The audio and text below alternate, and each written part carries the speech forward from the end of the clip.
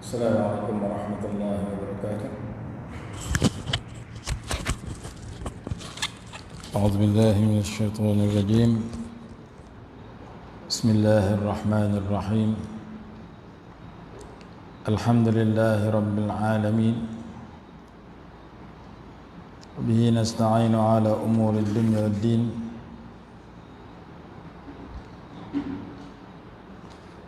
وبه نستعين على أمور الدنيا والدين، والصلاة والسلام على سيدنا ومولانا محمد أشرف الأنبياء والمرسلين وعلى آله وصحبه أجمعين. سبحانك لا علم لنا إلا ما علمتنا إنك أنت العليم الحكيم. رب اشرح لي صدري ويسر لي أمري واحلل عقدة من لساني يفقه قولي، وهو لا حول ولا قوة إلا بالله العلي العظيم. أما بعد، قال الله سبحانه وتعالى: أعوذ بالله من الشيطان الرجيم. فطاف عليها طائف من ربك وهم نائمون. فطاف عليها طائف من ربك وهم نائمون فأصبحت كالصريم.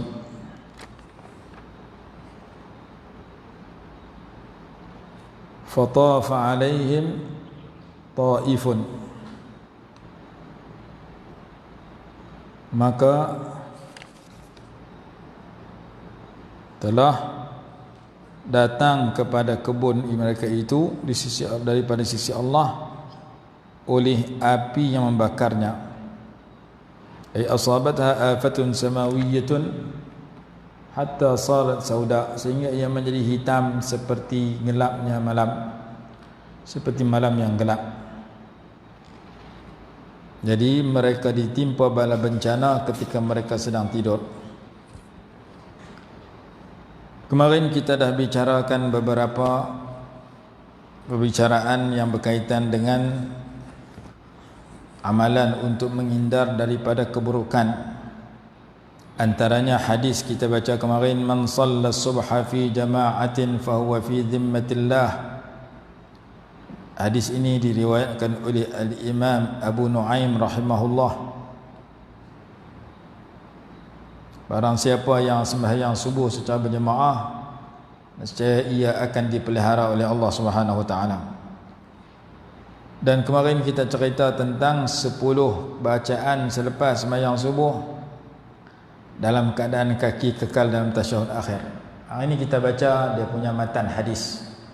Riwayat Imam Tirmizi 3474 nombor hadisnya, daripada Abu Dzar radhiyallahu anhu bahwasanya Rasulullah sallallahu alaihi wasallam bersabda, man qala dubura salatil fajri wa huwa thanin rijlaihi qabla an yatakallama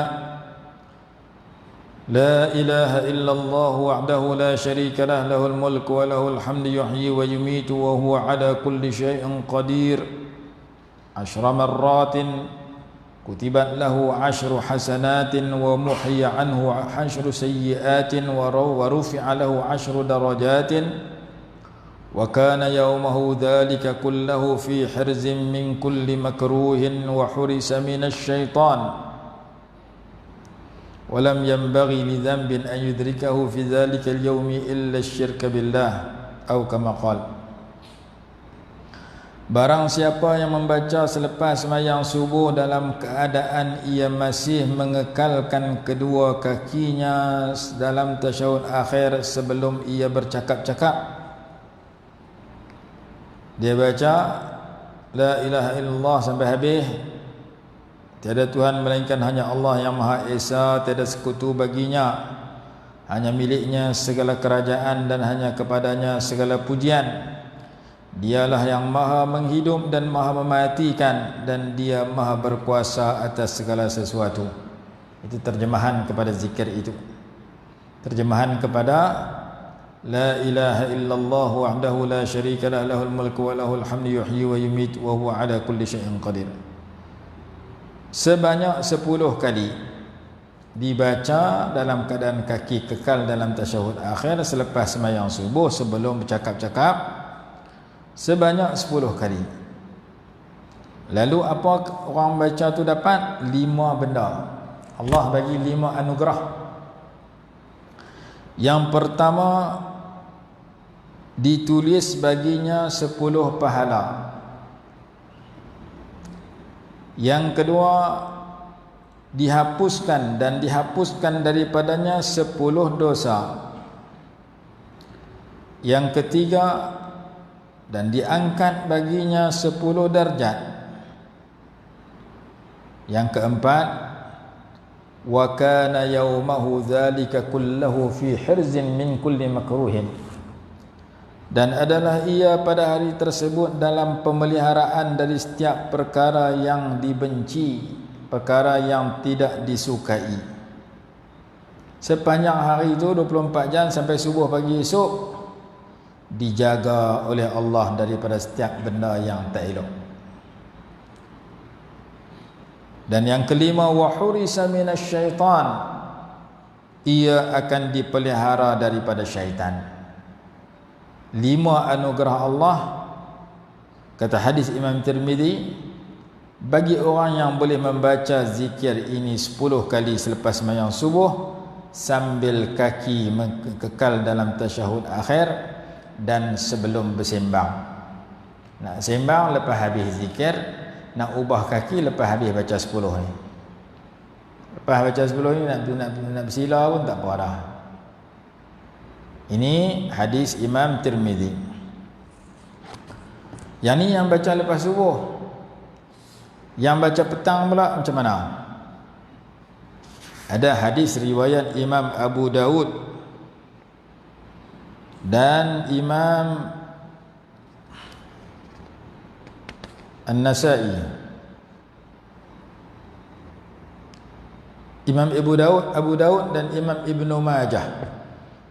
Yang ni dia suruh baca petang. Dia tak abang bila, pukul berapa, tak abang. Maka setengah orang lama dia baca lepas maghrib, setengah orang dia baca lepas asar. Yang penting petang. Tak mau lepas maghrib, tak mau lepas asar, baca bila-bila pun, yang penting petang. Pukul 6 petang kah, pukul 9 malam kah, pukul 3 petang kah, yang penting petang.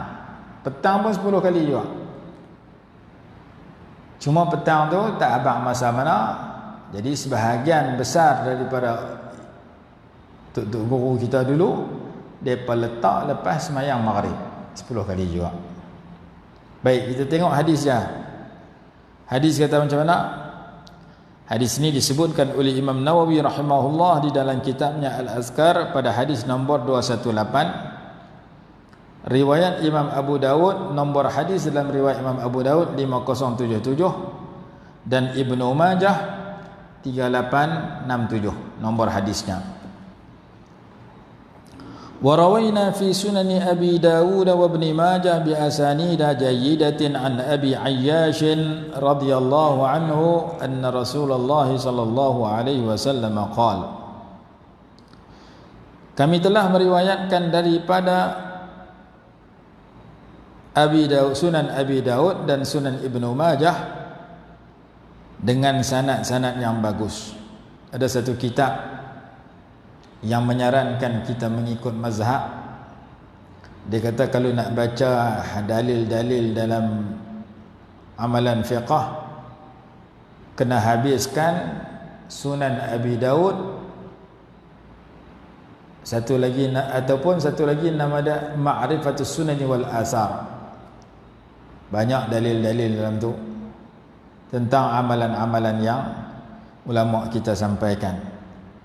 Sunan Abi Daud, syarah dia nama Aunul Ma'bud fi syarh Sunan Abi Daud, 7 jilid.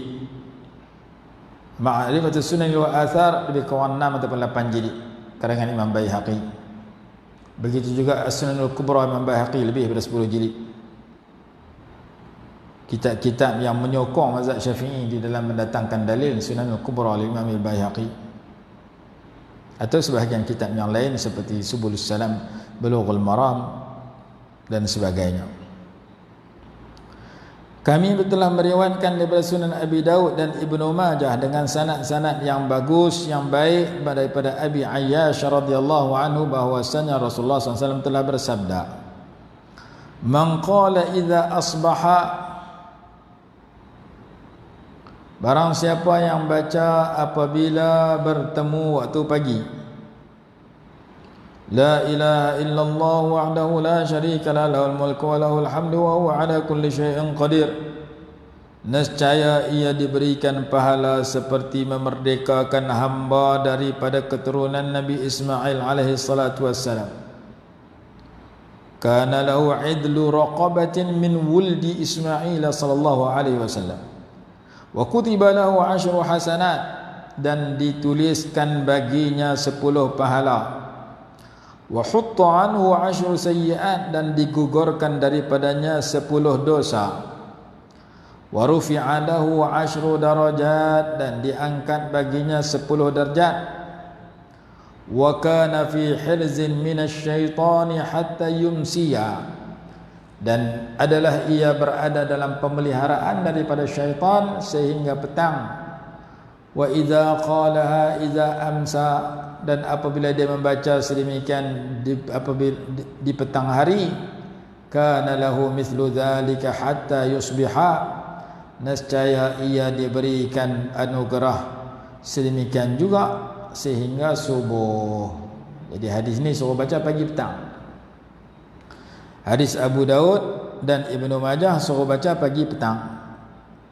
Pagi pukul berapa tak abang, petang pukul berapa tak abang. Maka setengah ulama bubuh, pagi lepas sembahyang subuh, petang lepas sembahyang maghrib. Jadi sehari 20 kali baca, 10 lepas subuh, 10 lepas maghrib. Kalau tak boleh baca lepas maghrib, baca lepas asar. Tak boleh baca lepas asar, bacalah bila-bila masa. Yang penting 10 pagi, 10 petang. Hadis Abu Tirmizi, Imam Tirmizi tadi subuh saja. Hadis Abu Daud dengan Ibnu Majah subuh 10, petang 10. Cuma tak hafal masa. Hadis Imam Tirmizi dia hafal lepas sembahyang subuh sambil kaki kekal dalam tasyahud akhir. Jadi pagi ini kita dapat mendengar hadis tentang 5 anugerah orang yang baca selepas sembahyang subuh.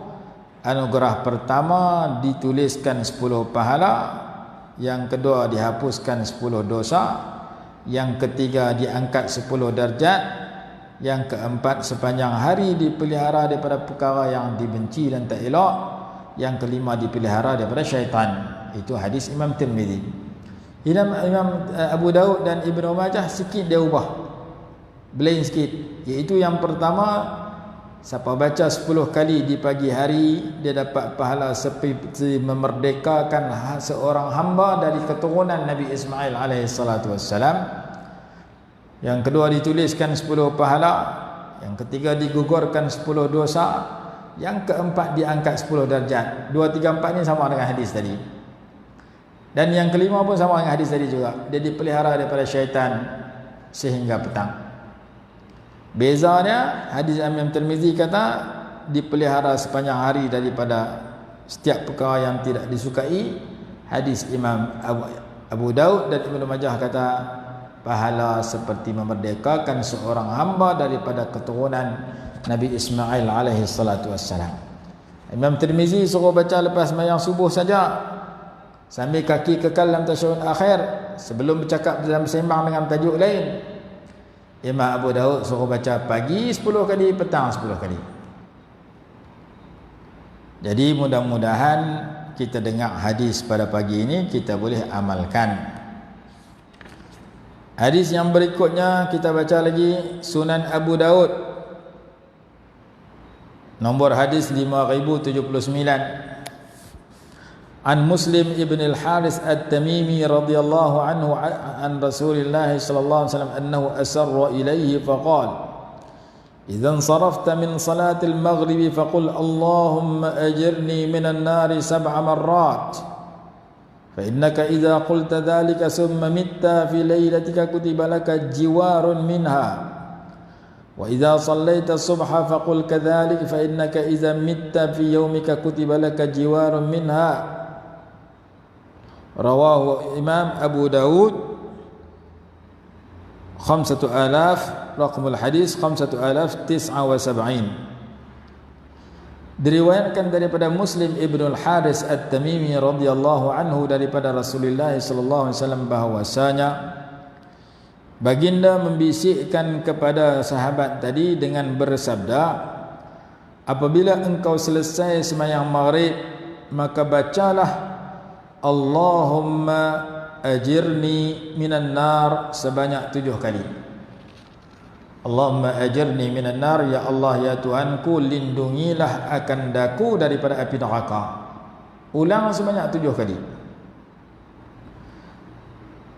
Sesungguhnya apabila kamu membaca sedemikian lalu kemudian kamu mati pada malam tersebut, nescaya dituliskan bagimu pemeliharaan perlindungan daripada syaitan, perlindungan daripada neraka. Jika kamu baca lepas Maghrib lah pukul 7 lebih, 7.30, 7.40 kita sembahyang maghrib contohnya, 7.45 kita mati lepas tu sebelum subuh. Mungkin mati pukul 9 malam, pukul 10 malam, pukul 4 pagi, pukul 5 pagi, yang penting tak masuk subuh. Sesiapa yang baca 7 kali lepas sembahyang maghrib dia mati sebelum azan subuh, dia masuk syurga, dilindung daripada api neraka. Sambungan hadis, dan apabila kamu selesai sembahyang subuh maka bacalah sedemikian juga. Lepas sembahyang subuh baca lagi 7 kali. Maka jika engkau mati pada siang hari tersebut, nescaya dituliskan bagimu perlindungan daripada api neraka. Baca lepas sembahyang subuh, mati pukul 7 pagi, 8 pagi, 10 pagi, 12 tengah hari, 5 petang, 7 petang. Lagi tak masuk maghrib, dia mati pada bila-bila masa. Mati, masuk syurga, jauh dari api neraka. Jadi hadis ni riwayat Imam Abu Daud 5079 nombor hadisnya, menyarankan kita baca sehari 14 kali. 7 kali lepas sembahyang maghrib, 7 kali lepas sembahyang subuh. Bacaannya ringkas. Allahumma, ya Allah ya Tuhanku, ajirni, alif fathah a, jim kasrah ra sukun jir, nun kasrah ya sukun ni. Ajirni, ajir, ajara yujiru ijaratan, ajir, lindung akan daku, lindungilah daku minan nar, daripada api neraka. Baca 7 kali lepas sembahyang subuh, 7 kali lepas sembahyang maghrib. Setengah tu imam dia sembahyang jemaah, dia baca ajirni, setengah tu imam baca ajirna, boleh dua-dua. Ajirni baca masing-masing, ajirna pun baca ramai-ramai. Jadi setengah orang dia baca Allahumma ajirna minan nar, makna kami, ya Allah lindungilah kami daripada api neraka. Ni makna saya, Allahumma ajirni minan nar, ya Allah lindungi saya dari api neraka. Boleh baca Allahumma ajirni macam dalam hadis, boleh tukar kepada Allahumma ajirna untuk bilangan yang ramai untuk sembahyang jemaah. Nak baca mana satu pun boleh. Dalam kitab azkar kata boleh baca Allahumma ajirna. Baik, itu amalan yang kedua setelah la ilaha illallah wa la syarikalah. Siapa yang baca la ilaha illallah wa la syarikalah, satu hadis yang pertama, Allahumma ajirni hadis yang kedua. Amalan ketiga, riwayat Imam Muslim an Abi Hurairah radhiyallahu anhu an Rasulillah sallallahu alaihi wasallam, man sabbaha Allah fi duburi kulli salatin 33 wa hamidallaha 33 wa kabbara Allah 33 fatilka 99 wa qala tamam al-mi'ati la ilaha illallah wahdahu la syarika lah, lahul mulku wa lahul hamdu wa huwa ala kulli syai'in qadir, ghufirat khatayahu wa in kanat mithla zabadil bahri. Rawahu Muslimun, nombor hadis 597. Hadis nombor 597 dalam Sahih Muslim riwayat Abu Hurairah radhiyallahu anhu daripada Rasulullah SAW bahwasanya Rasulullah SAW bersabda, barang siapa yang membaca subhanallah mengiringi setiap kali sembahyang sebanyak 33 kali dan memuji Allah membaca alhamdulillah 33 kali dan membaca Allahu Akbar sebanyak 33 kali, maka jumlahnya adalah 99. 33 subhanallah, 33 alhamdulillah, 33 Allahu Akbar, jumlahnya 99. Lalu ia membaca yang ke-100-nya, la ilaha illallah wahdahu la syarika lah lahul mulku wa lahul hamdu wa huwa ala kulli syai'in qadir, nescaya diampunkan akan dosa-dosanya, sekalipun dosa-dosanya itu seumpama bilangan buih di dalam lautan.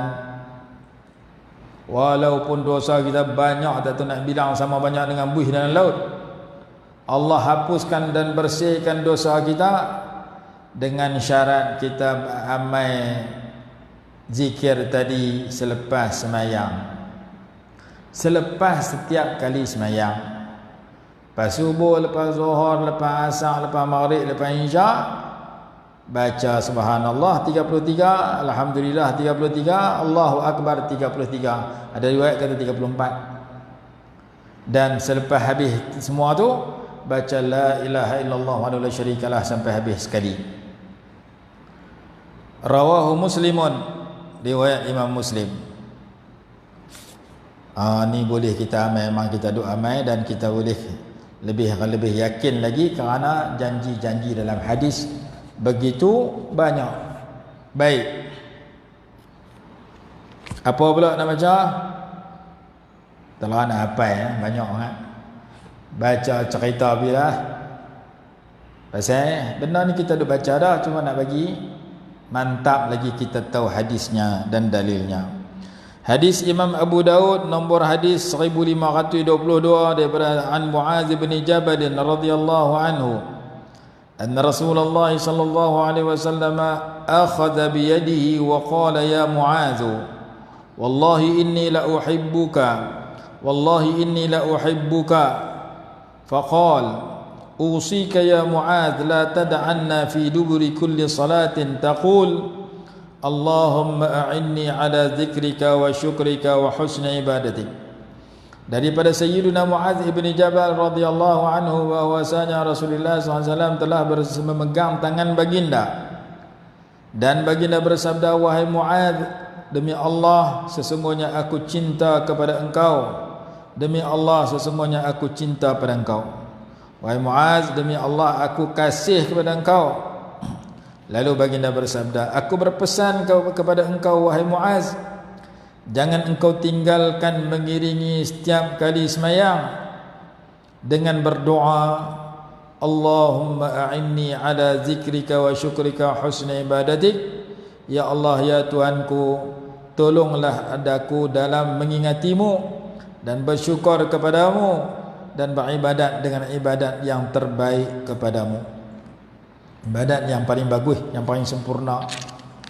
Jadi 3 permohonan ini dipesan oleh Nabi SAW baca lepas sembahyang 5 waktu. Jangan tinggal. Pendek saja doa dia. Kalau nak baca cara ramai, kami tukar a'inni kepada a'inna. Kalau seorang a'inni, kalau ramai a'inna. Allahumma a'inna ala zikrika wa syukrika wa husni ibadatik. Al-Imam Abdullah Al-Haddad rahimahullah dalam kitabnya Risalatul Muawanah suruh baca sebelum baca subhanallah yang 33 kali. Allahumma a'inna ala dzikrika wa syukrika wa husni ibadatik. Subhanallah, subhanallah, subhanallah, subhanallah, subhanallah, terus sampai habis. Tak mau baca sebelum tu, baca masa baca doa. Tak mau baca masa baca doa, baca sambil berjalan lepas pada bangkit. Nak pergi tentang mana. Yang penting lepas sembahyang 5 waktu baca satu waktu satu kali. Allahumma a'inni ala zikrika wa syukrika wa husni ibadatik. Ya Allah, tolonglah daku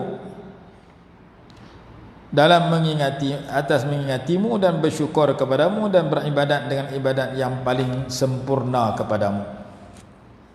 Beribadat dengan ibadat, melakukan ibadat dengan sempurna kepadamu. Lagi satu hadis riwayat Imam At-Tirmidzi dan Imam Ahmad. Nabi SAW bersabda, Imam Ibn Abbas radhiyallahu anhuma meriwayatkan Nabi SAW bersabda,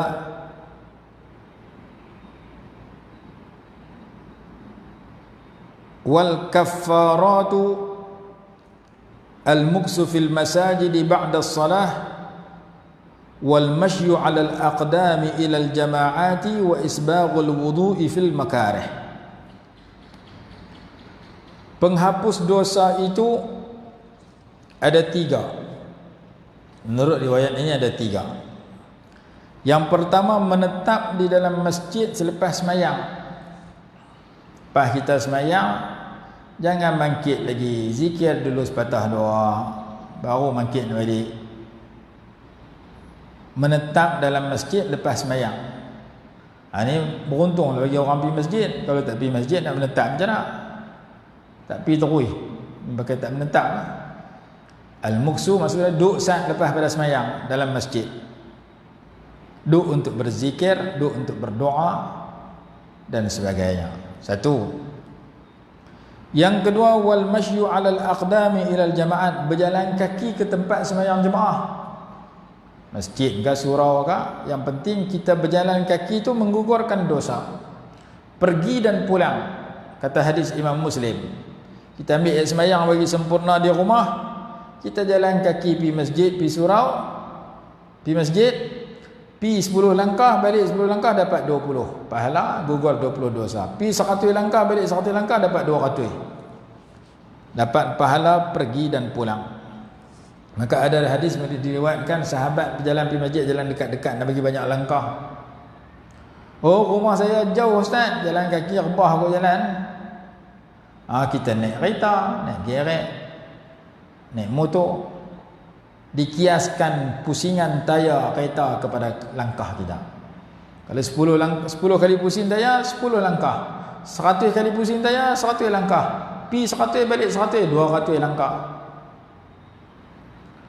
Dah rumah kita jauh, nak jalan kaki tak larat, kita naik kenderaan. Maka ulama kata dikiaskan pusingan roda kenderaan itu kepada langkah. Tapi lagu mana apa kena langkah juga. Bila kita langkah daripada rumah nak pergi pintu kereta, daripada pintu kereta nak pergi pintu masjid, mesti langkah juga. Cuma tengah-tengah tu tak langkah. Langkah rebah ke jalan dia, kata rumah dia jauh.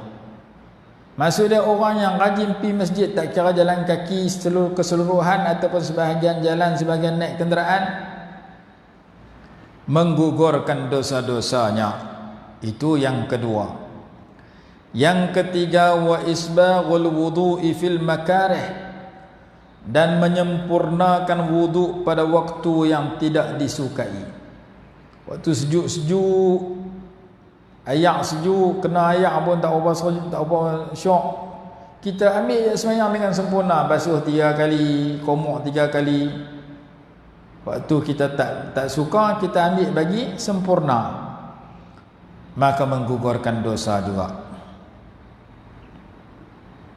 Sambungan hadis menyatakan, wa man fa'ala dzalika 'asha bi khairin wa mata bi khairin wa kana min khati'atihi ka yaumi waladatu ummuhu. Dan barang siapa yang melakukan sedemikian, nescaya ia hidup dengan kebaikan dan mati dengan kebaikan, dan ia daripada dosanya, dan adalah ia daripada dosanya seperti hari ibunya melahirkan ia. Jadi boleh buat 3 perkara ni, Allah bagi 3 benda. 1, hidup dengan baik. Yang kedua, mati dengan baik. Yang ketiga, dosa-dosa dicuci macam bayi dilahirkan. Dosa gugur dengan sebab duduk dalam masjid lepas sembahyang. Dosa gugur dengan sebab berulang alik jalan kaki pergi masjid. Dosa gugur dengan sebab ambil ayat sembahyang dengan sempurna di waktu kita tak suka. Mungkin waktu kita sakit, mungkin waktu kita sejuk, hayang sejuk, pemandang hayang tak ada, kita seriau nak ambil sekali, bagi sempurna kita basuh sekali-sekali. Itu pun ambil wajib lah. Basuh muka sekali, tangan sampai siku sekali, sapu kepala sekali, basuh kaki sekali. Awak tak buat hak sunat, sejuk. Awak buat sekali, segan ambil sampai 3 kali. Kita gagah buat yang sunat, kita gagah buat 3 kali bagi sempurna, Allah Subhanahu Wa Taala gugurkan dosa dan bagi lagi 3. 1, hidup dengan kebaikan. Mudah-mudahan kerja buat kita dalam hidup kita diberikan kebaikan oleh Allah, ditambahkan kebaikan, rezeki kita murah, tubuh badan kita sihat, keluarga kita bahagia, hati kita tenang, semayang kita khusyuk, duk tenang, tak ada rasa takut, tak ada rasa sedih. La khaufun alaihim wa lahum yahzanun. Tidak ada rasa takut dan bimbang, tidak ada rasa sedih. Orang lain sedih bab no tension bab ni, dia tak sedih. Orang lain takut takut covid, takut dia tak apa takut macam orang lain. Allah Taala jauhkan kita daripada perasaan takut dan sedih sebab kita dekat dengan dia, dengan kita buat 2-3 benda yang banyak orang tinggal. Duduk dalam masjid banyak orang tinggal, bukan dekat duduk dalam masjid, tapi masjid terus pun ada. Berjalan kaki ke tempat sembahyang jemaah pun, kalau dalam kampung tu ada 100 orang, boleh 10 orang tu betul dah. Kalau dalam kampung tu ada, dalam qaryah tu ada 1000, boleh sembahyang jemaah 100 orang tu pun betul dah. 900 lagi tak main. Di mana-mana ada orang yang tak peduli ke masjid, tak mau pergi masjid, pergi tangleh, pergi market banyak, tak apa. Dan yang ketiga, menyempurnakan wuduk ketika kita tak suka. Siapa buat sedemikian, hidup dia baik, mati dia baik. Mati baik ni keperluan kita semua. Semua kita nak mati baik, masjid jangan tinggal. Lepas sembahyang jangan lompat bagi balik terus. Duduk sat. Sama ada duduk dengan nak wirid, nak baca doa, duduk nak sembahyang ba'diyah, duduk nak dengar kuliah subuh, kuliah maghrib, tak apa. Setengah orang bukan nanti lepas sembahyang dia nak bangkit balik, dia tak pergi terus. Kita kata ustaz baca kuliah subuh, lepas sembahyang jangan bangkit balik terus. Mungkin ada asal ni orang main sembahyang lohong, lepas bagi salam dia bangkit terus. Kalau bangkit dia terpaksa pasal nak pergi tandas, nak qada hajat, nak buang yang besar, nak buang yang kecil, silakan. Ni bukan pada siapa apa, bangkit balik buka handphone ya. Alik nak tengok handphone, bukan nak mayang sunat, bukan nak buat apa pun. Bagi salam, lompat terus. Wirid pas ke mana, ba'diyah pas ke mana. Saja tak mau duduk lagi lama. Lama bukan lama. Mana wirid 2-3 minit ya. Dia kata, aku boleh main semayang tu pun betul dah. Orang lain tak main terus. Dia duduk ukur dengan orang tak main terus, dia rasa betul dah. Dia lepas mayang lompat balik.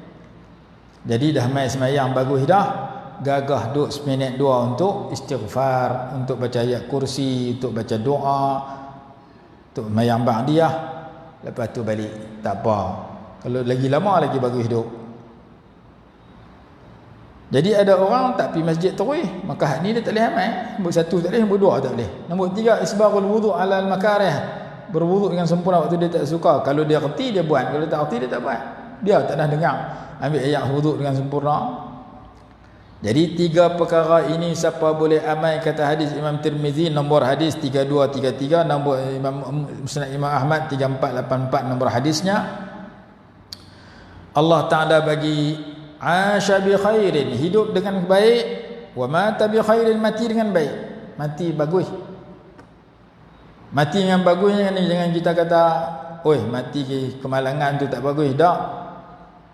Mati dalam bagus ni, mati dalam keadaan sempat bertaubat, sempat mengucap bersih daripada dosa. Kita dituntut minta kesejahteraan, kita baca Allahumma inni as'aluka al-afiyah. Sayyidina Umar, Sayyidina Uthman, Sayyidina Ali radhiyallahu anhum ajma'in, mereka lebih dulu kenal doa tu daripada kita. Depa lebih dulu baca doa tu daripada kita. Tapi tiga orang tu mati kena bunuh. Sayyidina Umar mati kena bunuh, Sayyidina Uthman mati kena bunuh, Sayyidina Ali mati kena bunuh radhiyallahu ajma'in. Oh, mati depa tak elok, mati kena bunuh. Tak, zahirnya tak elok, sebaliknya elok. Kerana mereka mati dalam menegakkan agama Allah, mereka mati syahid. Zahirnya nampak mati kena tikam dengan musuh. Tapi di sebalik mati tak elok itu, itulah afiah menurut ilmu Allah yang sesuai bagi mereka. Maka yang penting kita minta mati dengan kematian yang baik. Baik menurut ilmu Allah Ta'ala, bukan menurut ilmu kita. Ilmu kita, kita nak mati atas katil. Tapi kadang-kadang seorang tu dia tak mati atas katil, dia mati di Mekah Madinah, dia mati atas kereta, dia mati tepi jalan, dia mati dalam bendang, dia mati dalam kebun. Yang penting masa kita mati, kita sempat bertaubat, mati dalam keadaan beriman kepada Allah, sempat mengucap, lepas mati kita dapat kebaikan selama-lamanya. Hak tu yang kita kena harapkan selalu dan minta selalu. Allahumma khtim lana bihusnil khatimah wa la takhtim alaina bisu'il khatimah.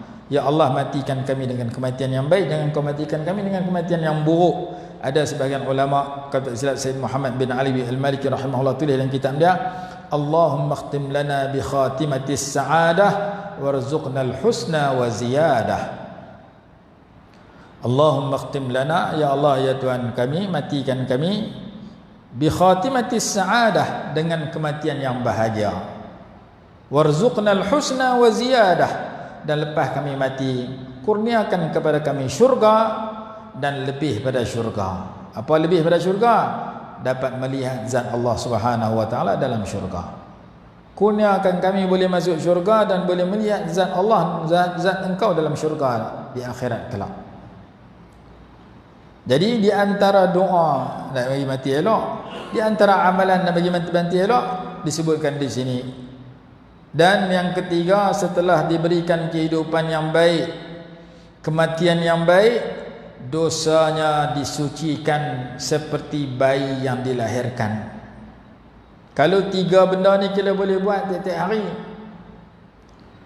boleh duduk lepas memayang, boleh wirid dalam masjid, boleh berjalan berulang-alik ke rumah Allah untuk sembahyang jemaah, boleh ambil wuduk dengan sempurna tiga kali, dan hak fardu pun buat, hak sunat pun buat.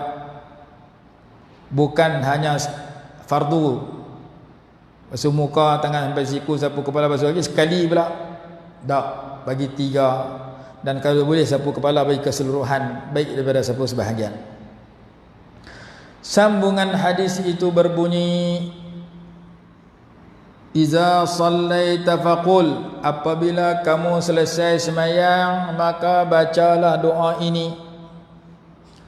Allahumma inni as'aluka fi'lal khairat wa tarkal munkarat wa hubbal masakin wa idza aradta bi'ibadika fitnatan faqbidni ilaika ghaira maftun. Allahumma inni as'aluka fi'lal khairat, ya Allah ya Tuhanku, sesungguhnya aku memohon kepada Engkau untuk melakukan pelbagai kebaikan, wa tarkal munkarat, dan meninggalkan segala kemungkaran, wa hubbal masakin, dan cinta kepada orang-orang miskin, wa idza aradta bi'ibadika fitnatan, dan apabila Engkau hendak menimpakan kepada hamba-hambamu akan fitnah, akan ujian, faqbidni ilaika, maka ambil nyawaku, matikan daku, ghaira maftun, dalam keadaan tidak terlibat dengan fitnah itu. Fitnah lah ni macam-macam, fitnah liberal, fitnah syiah, fitnah wahabi, fitnah gupok tak semayang, fitnah tak percaya adanya Tuhan. Kuih banyak lah ni masuk-masuk lah handphone kita. Bila kita mengaji, mudah-mudahan kita selamat daripada terpengaruh dengan penyelewengan yang ada. Syiah Imamiyah, duk laknat Sayyidina Abu Bakar, Sayyidina Umar, Sayyidina Uthman. Kita mudah-mudahan tak laknat sahabat itu. Bahkan kita minta Allah redha kepada mereka. Sayyidina Abu Bakar radhiyallahu anhu, kita baca semikian. Itu mazhab ahli sunnah wal jamaah. Orang Syiah, Abu Bakar laknatullah, Umar laknatullah, Osman laknatullah, tu orang Syiah yang aliran dia main sampai ke Malaysia, sampai ke negeri Kedah pada alam. Kita tak mau aliran yang melaknat para sahabat yang bercanggah dengan ahli sunnah wal jamaah. Main pula satu lagi, sikit-sikit bid'ah, sikit-sikit bid'ah, anu bid'ah, ni bid'ah, anu bid'ah, ni bid'ah. Yang tu pun bahaya juga. Kita tak mau fitnah yang ada. Main lagi jenis liberal pula lah. Aliran yang mengutamakan pemikiran. Main lagi sekular pula, memisahkan agama dengan kehidupan.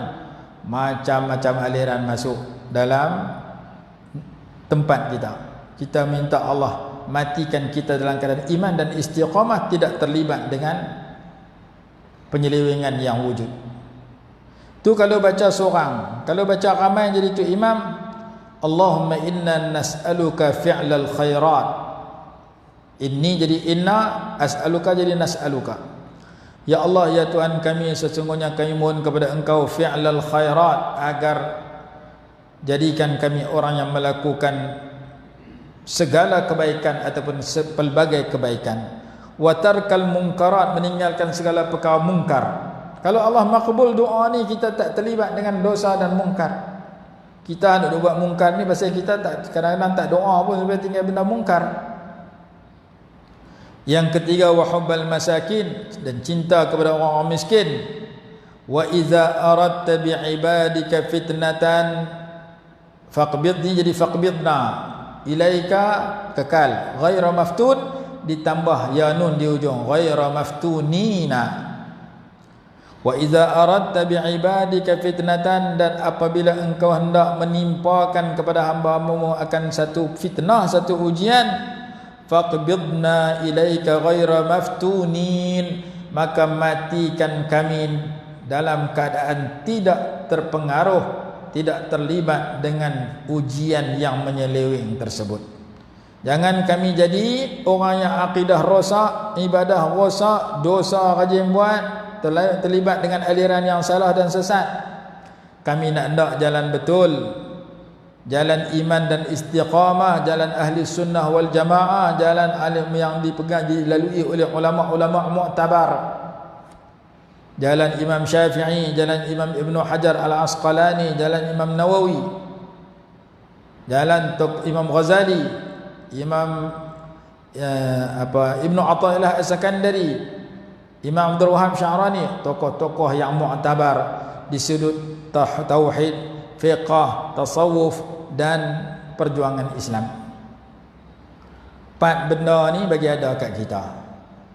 Aqidah ahli sunnah wal jamaah, taklid kepada imam mazhab mujtahid yang mu'tabar, kita mazhab Syafi'i, menghayati ilmu tasawuf seperti yang disarankan oleh Imam Ghazali, Imam Al-Haddad, Imam Ibn Athaillah As-Sakandari, tokoh-tokoh yang diakui kemurnian apa yang mereka bawa. Dan yang keempat, inginkan kepada penghayatan Islam secara menyeluruh pada diri, keluarga, masyarakat, negara dan dunia. Zaman dulu orang ikut menyeluruh, ikut Nabi SAW di Madinah, orang ikut Khulafa' Rashidin, orang ikut Sayyidina Umar bin Abdul Aziz rahimahullah, orang ikut khilafah Islamiyah di zaman dulu, pemerintahan cara Islam. Dan zaman lah pun kita berdoa, kita berusaha, kita mengajak manusia supaya mewujudkan pemerintahan secara Islam dalam semua peringkat. 4 benda ni ada kepada Sultan Muhammad Al-Fatih yang dipuji oleh Nabi SAW kepada beliau. Beliau orang ahli sunnah wal jamaah, beliau mengikut mazhab daripada mazhab 4, beliau ahli tasawuf, tahajud tak pernah tinggal seumur hidup, qiyamul lail, dan beliau orang yang memperjuangkan khilafah Islamiyah Utsmaniyah. Sebelum beliau lahir, Nabi SAW dah sebut dalam hadis, la tuftahanna al-Qustantiniyah wa la ni'mal amiru amiruha wa la ni'mal jaishu dhalikal jaish. Sebaik-baik ketua sesungguhnya akan dibuka kota Istanbul di negara Turki. Sebaik-baik tentera-tentera yang membuka kota tersebut, sebaik-baik ketua-ketua yang membuka kota tersebut. Apabila Nabi SAW wafat, setelah ratusan tahun, kejadian berlaku. Kota Istanbul dibuka, tentera Kristian, kerajaan Kristian yang menguasai negara Istanbul, negara Turki pada masa itu tewas. Yang mengalahkan mereka ialah Sultan Muhammad Al-Fatih dan tenteranya. Maka ulama kata Sultan Muhammad Al-Fatih belum lahir, Nabi SAW dah beritahu pada diri Sultan Muhammad Al-Fatih ada 4 benda ni sampai dia mati. Kita kena ada 4 benda ni sampai mati. Aqidah Ahli Sunnah wal Jamaah, mengikut mazhab yang mu'tabar, bukan tak terikat dengan mazhab al-mazhabiyah, menentang mazhab dan mengatakan mazhab itu bid'ah. Yang ketiga, ilmu tasawuf yang murni, yang tak bercampur dengan benda salah. Dan yang keempat, mengajak diri dan masyarakat kepada pentadbiran secara Al-Quran dan Sunnah, secara pentadbiran secara Islam yang menyeluruh. Jauhi riba, jauhi tipu, jauhi rasuah, urus manusia dengan hukum hakam Islam. Maka dengan 4 perkara itulah dipuji oleh Nabi SAW kepada Sultan Muhammad Al-Fatih. Maka ulama kita karang kita pun kena pegang 4 tu sampai mati. Jangan terlibat dengan fitnah-fitnah yang lain bercanggah dengan 4 benda tu, yang disebut oleh pengkaji-pengkaji dalam bidang tersebut. Di Universiti Al-Azhar ada pelajaran-pelajaran sedemikian dalam kuliah syariah dan kuliah usuluddin yang membongkar aliran-aliran yang bercanggah untuk dikenali oleh pelajar dan disebarkan kepada masyarakat.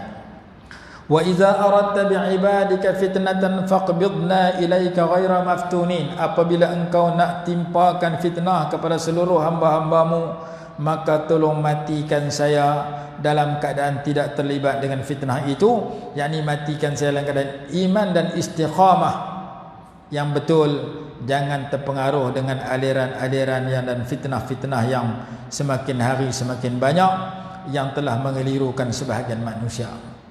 Doa ini bagus kita baca bila kita ingat, dan amalan ini bagus kita lakukan supaya kita dapat tawaran hadis ini. Masa tidak mengizinkan, kita sambung besok. Wallahu a'lam. Bismillahirrahmanirrahim. Alhamdulillahirabbil alamin. Wassalatu wassalamu ala sayyidina Muhammad wa ala alihi wa sahbihi barik wa sallim. Allahumma anfa'na bima 'allamtana wa 'allimna ma yanfa'una warzuqna ilman yanfa'una bi rahmatika ya arhamar rahimin. Rabbana atina fid dunya hasanatan wa fil akhirati hasanah wa qina 'adzaban nar. Sallallahu ala sayyidina Muhammad wa ala alihi wa sahbihi wasallam. Alhamdulillahirabbil alamin.